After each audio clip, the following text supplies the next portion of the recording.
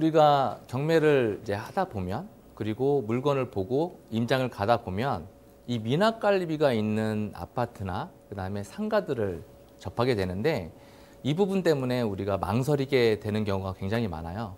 우리가 미납관리비를 이거를 다 내야 되는지 어디까지 낙찰을 받고 나서 내가 하면 되는지 이 부분을 오늘 살펴보려고 합니다. 그래서 우리가 물건을 보거나 아니면 임장을 갔을 때 미납관리비가 몇백이 있거나 뭐 1000단위가 있는 경우도 있으니까 그 부분이 있더라도 오늘 내용을 보시고 이렇게 처리를 하면 되겠다라고 생각을 하시면 좋을 것 같습니다. 자, 미납관리비를 매수인이 인수하게 되는 부동산들을 먼저 알아봐야 되겠죠. 어떤 부동산들이 미납관리비를 인수하게 되는지. 매각 대상 부동산 점유자, 그러니까 뭐 채무자가 될 수도 있고 임차인이 될 수도 있겠죠. 미납한 관리비에 대한 관리사무소에서는 대부분 낙찰자에게 청구를 해요. 관리사무소에서는 어쨌든 미납관리비를 다 받아야 되기 때문에 낙찰자에게 청구를 하는 게 보통입니다. 공동으로 관리비를 징수 관리하는 부동산에서 발생을 하게 되죠. 입찰 전에 미납관리비를 관리소를 통해 반드시 확인을 해야 돼요. 우리가 임장을 가서 물건에 대한 시세 조사만 하고 오는 게 아니라 관리사무소에 들려서 이 미납관리비를 그래서 반드시 확인을 해야 됩니다. 이거를 가지고 우리가 입찰가를 선정할 때도 여러 가지 입찰가를 조정을 해야 되는 거니까 그냥 크게 생각 안 하고 관리사무소 안 들리고 확인을 안 하지 마시고 꼭 갔으면 꼭 관리사무소 가서 이 미납관리비가 있는지 있으면 얼마나 되는지 그런 것들을 확인을 하실 필요가 있습니다. 단독주택, 다가구, 다세대 등은 개별적으로 납부를 하죠. 그렇기 때문에 매수인이 그러니까 낙찰자가 인수하지 않습니다. 그거를 알고 우리가 물건을 보거나 입찰을 준비하시면 되겠죠. 미납관리비 중에서 우리가 승계를 해야 될 것이 어떤 게 있냐? 이 부분만 아시면 돼요. 공용 부분만 승계를 합니다. 낙찰자는 이 공용 부분만 승계를 해요. 아파트의 특별 승계인은 그러니까 낙찰자겠죠. 전 입주자의 체납관리비 중 공용 부분에 관해서 이를 승계하여야 한다고 봄이 타당하다. 이게 판례로 이렇게 나와 있습니다. 그러니까 내가 낙찰을 받았다. 미납관리비가 이렇게 있다, 이만큼 있다라고 한다고 해서 그거를 전액 내가 다 승계를 받는 게 아니라 저 공용 부분만 승계를 받는다. 이렇게 생각을 하시면 돼요. 그러면 공용 부분은 대체 뭐냐? 공용 부분과 전용 부분이 있는데 공용 부분은 대체 뭐냐? 이런 거죠. 뭐 청소비, 오물수거비, 소독비, 그다음에 뭐 승강기 그런 것들을 다 쓰니까 그리고 공용 난방비, 급탕비, 수선 유지비 이런 것들이 있는 거죠. 그냥 공용으로 거기 단지에 사람들이 공용으로 쓰는 어떤 것들, 공용으로 하는 것들 이런 것들을 공용 부분이라 하고 전용 부분은 거기 이제 살고 있는 사람이 직접 내가 다 전용으로 그 전용 공간에서 썼던 그런 것들이 전용 부분이라고 생각하시면 됩니다. 그러니까 우리는 공용 부분만 요 부분만 승계를 받는다. 이렇게 그냥 간단하게 생각을 하시면 돼요. 자, 미납관리비가 있다라고 그러면 분명히 연체료가 있을 거예요. 연체료. 미납을 했으니까 계속 연체료가 붙겠죠. 이 부분은 이제 어떻게 해야 되는지는 요 내용을 이제 보시면 되는데 관리비를 납부를 연체할 경우 부과되는 연체료는 위약벌의 일종이고 전 구분 소유자의 특별 승계인이 그러니까 낙찰자죠. 체납된 공용 부분 관리비를 승계한다고 해서 공용 구분 소유자가 관리비 납부를 연체함으로써 인해 발생되는 법률 효과 그대로 승계하는 것은 아니라 공용 부분 관리비에 대한 연체료는 특별 승계인에게 승계되는 공용 부분 관리비에 포함되지 않는다. 뭐 이게 판례 내용이고 막 이게 좀 어렵잖아요. 사실은. 그러니까 이게 뭐냐면 연체료는 낙찰자에게 승계되지 않는다. 이렇게 생각을 하시면 간단합니다.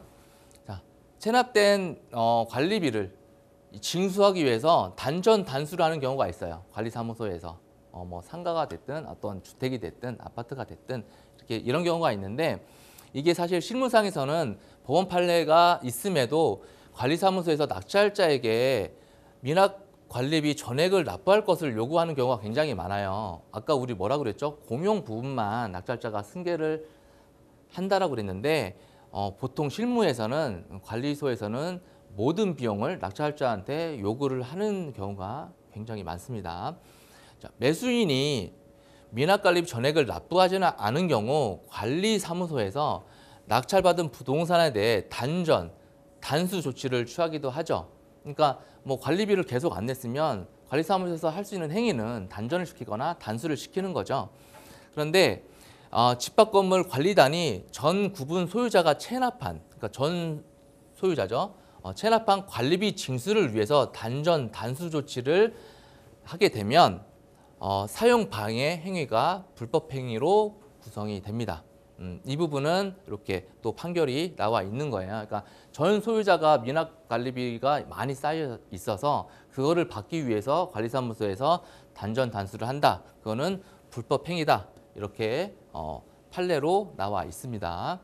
그래서 관리사무소에서 단수를 해서 내가 어떤 사용을 못하거나 뭐 임대를 못 줘서 수익을 못하는 경우가 있겠죠. 그런 경우는 건물을 수익하지 못하였다면 그 구분 사용자로서 관리단에 대해 그동안 발생한 관리비 채무를 부담하지 않는다고 보아야 한다. 뭐 이런 것도 이제 판례상으로 나와 있습니다. 자, 미납관리비의 소멸시효가 있는데 이거를 미납관리비를 예를 들어서 몇 개월 미납하는 경우도 있지만 상가 같은 경우는 뭐 3년, 5년 뭐 더 많이 미납을 한 경우도 많이 보거든요. 그러니까 이거를 내가 언제 어느 기간까지 이제 미납관리비를 내가 내야 되는지 이런 것들도 이제 미리 알 수는 있겠죠. 근데 관리사무소에서 그냥 내라는 대로 다 낼 수는 없는 거니까 이걸 알아야 내 돈을 아낄 수 있습니다. 자, 민법 제 163조 1호에서는 3년의 단기 소멸 시효를 걸리는 것으로 규정을 하고 있어요. 그러니까 3년이 넘어간 것들은 그거는 미납관리비가 청구가 안 된다. 이렇게 생각을 하시면 됩니다. 여기에 요 내용이 나와 있죠. 3년이 경과된 미납관리비는 매수인이 인수하지 않는다. 그러니까 3년에 경과된 것들은 인수하지 않는다. 이것만 알고 계시면 되는데 뭐 5년, 6년 됐다고 그거를 다 관리사무소에서 내라고 하면 이 부분을 얘기를 해서 금액을 절충을 하면 되겠죠.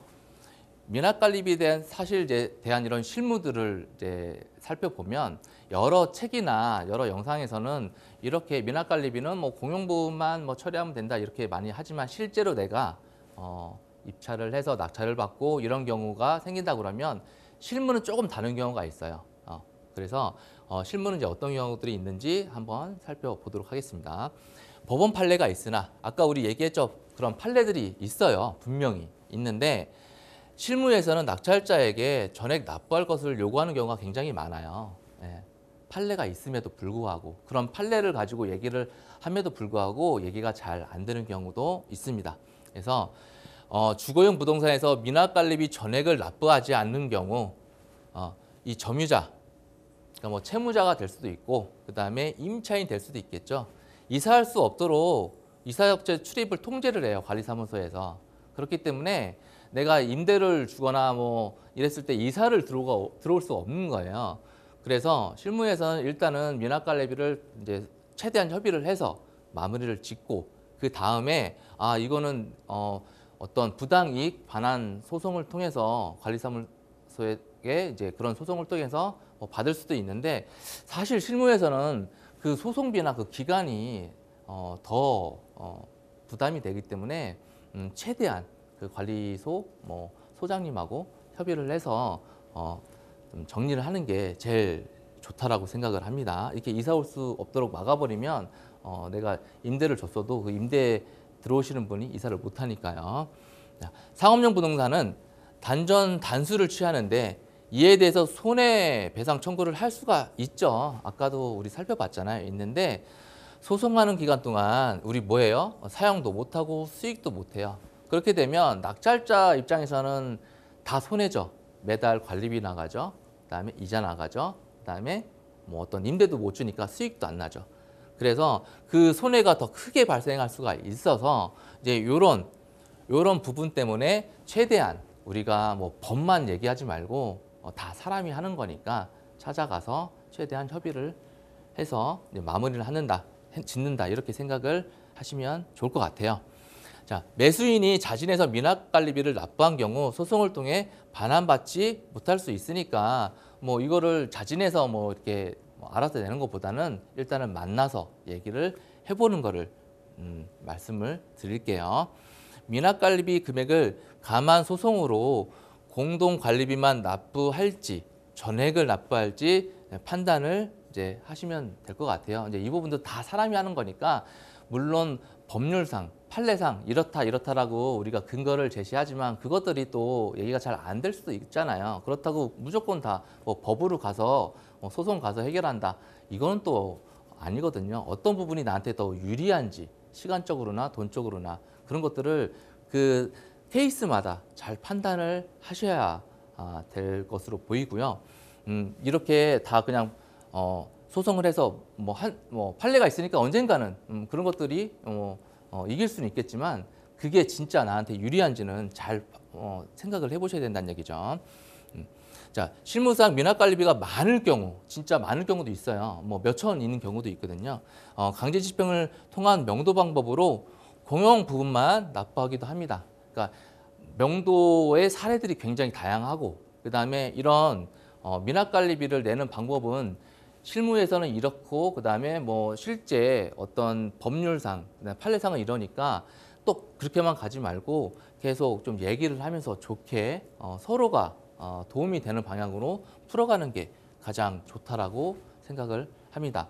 그래서 우리가 미납관리비를 가지고 걱정이 돼서 우리가 입찰을 좀 주저하거나 낙찰을 받기가 좀 어렵다고 생각을 하지 마시고 이런 방법들이 있으니까 명도와 마찬가지로 우리가 만나서 충분히 해결을 할 수 있으니까 그런 거에 대해서는 걱정하지 마시고 내가 경매에 관심 있다 그러면 경매 투자를 좀 더 적극적으로 해서 좋은 수익을 만드셨으면 좋겠습니다.